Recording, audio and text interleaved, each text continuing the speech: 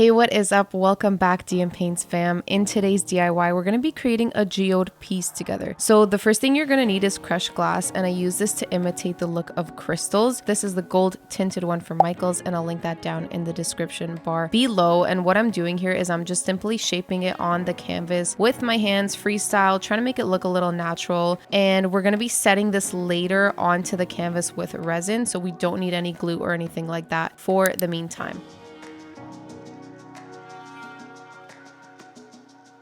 Now, these are some powdered pigments, and you're going to need these to mix them with your resin to create some beautiful tints that you're going to be laying down a little bit later on. You want to have some popsicle sticks handy. You can have the jumbo ones. These ones work just fine for me. And I'm putting a little bit of the dye into the solo cup. You can use whatever color combo you want. These are just the colors that I chose to use, along with some glitter. So the glitter is going to be a little bit different because you want to use a lot. You want to use a lot, and you're going to see why. This is also from Michaels. This glitter's insane. It's so reflective. Like look at it. Look at it. Oh my God. But yeah, it's so pretty. I chose the gold. I chose this rich gold to go with the gold tint on the glass. So all my colors are kind of warmer purposely. We're also going to be going in with some metallic alcohol ink later, and you'll see why.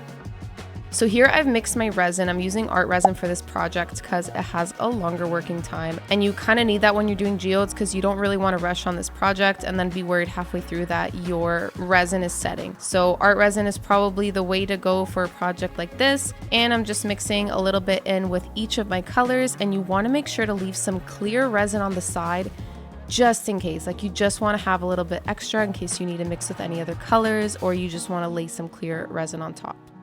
So these pigments are from Amazon, and they're so budget friendly. There's a variety that comes in this pack of, I think it's like 20 or 24, and they have a lot of metallic colors. They have iridescence. It's honestly a really cool pack, especially if you're starting out and you just want to experiment.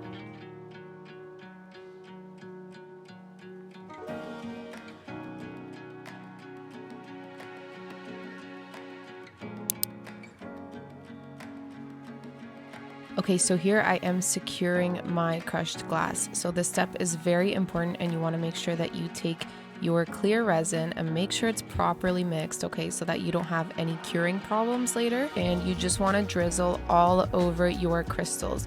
You don't want to drown your crystals in the resin because it's going to take away from the reflective qualities of the glass, but you do want to make sure that each piece is secured. So I'm going in with my alcohol ink here. This is the one that I use for almost every single project that I have. This is the brass, and I'm just using it to accent the gold even further.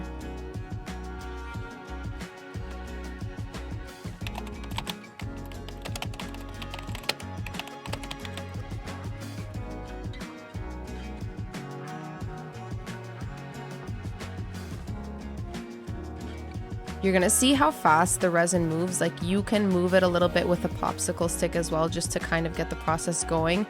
But honestly, if you rewind this next 30 seconds, you're actually gonna notice how fast the resin moved. It's insane. Like, it'll expand on its own, but I just go in with a popsicle stick to kind of make my own adjustments there. There's not really any particular order that I'm placing down my colors.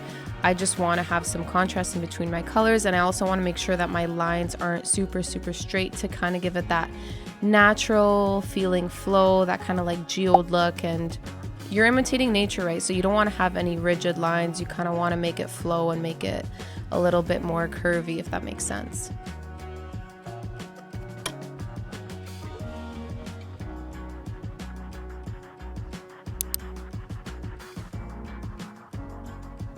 So I'm using my heat gun that I use for my alcohol ink projects in this piece as well, and I have it on the high heat and high air setting. You can use any heat gun that you want or that you have available. This is just the one that I have on hand. You can also use a blow dryer if you have that available to you, although I don't think a blow dryer has like an extremely hot setting, so you might want to look into something that provides you a little bit more heat. But this is simply to warm up the resin to be able to move it around. So initially you might think, okay, I don't have enough resin for this project, even if you've calculated it. And I'd highly recommend checking the art resin calculator online because it tells you exactly how much resin you need depending on the size of your project. So that's an awesome resource to use for a project like this. But don't worry, you probably have enough. You just need to be able to move it around. And I'd suggest don't move it around too much to the point where your colors just mush together. Like have them a little separated so you can see the blend of the colors. You know what I mean? Yeah. And this is where you want to come in with your resin glitter. So the ratio for the resin glitter, I can't give you an exact amount, but I'd say you just want it really, really thick and goopy. So if your glitter looks super, super thick in the cup, you're doing it right. The reason that you don't want it super runny is that your lines just will not stay in place. As I mentioned before, the resin is going to expand. So if your lines aren't thick, they will not set in place and they are bound to move a little bit. So the thicker the better, and leave it till the end so that you've actually let it settle a bit and it's easier to work with.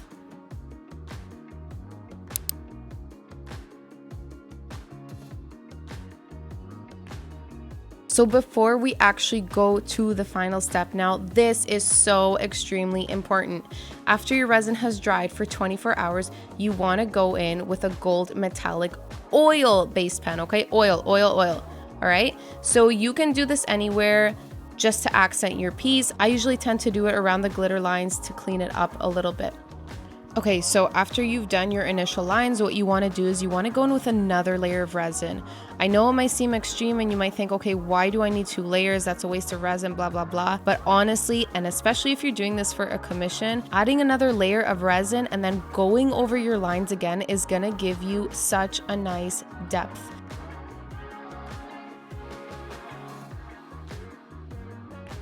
Honestly, it's the attention to detail that people really appreciate, and it's just going to take your artwork to another level. So I overlap the lines that I've already done, but I don't do it exactly over because you kind of want to see that there's some dimension there. You want to see those lines slightly overlap. And then when you look at the painting from different angles, you're going to notice like, damn, like there's something going on there. I don't know what it is, but why is my artwork, you know, popping out at me? And it's that extra little bit that's really going to make your piece noticeable.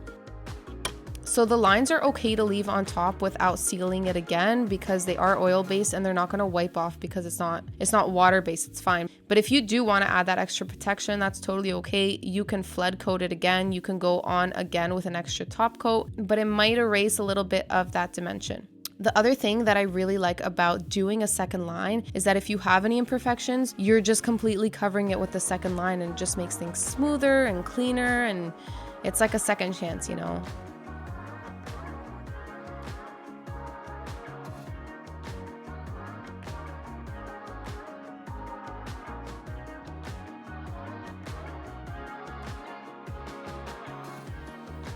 And this is the final piece, my resin geode. Look at those freaking lines, man. That's what I'm telling you. That depth, that is the difference of the second coat. Don't mind a few of my fingerprints. Sorry about that. But yeah, I hope you enjoyed this DIY. I hope it helped you. I know that was me talking a lot in this video, and there was honestly so much more I could have covered, and I just didn't have enough time within the video. So if you have any other questions about this process, I would honestly love to answer your questions. Comment that down in the comments below, or you can send me a DM at _DM Paints on Instagram, and I'll see you next time. Bye.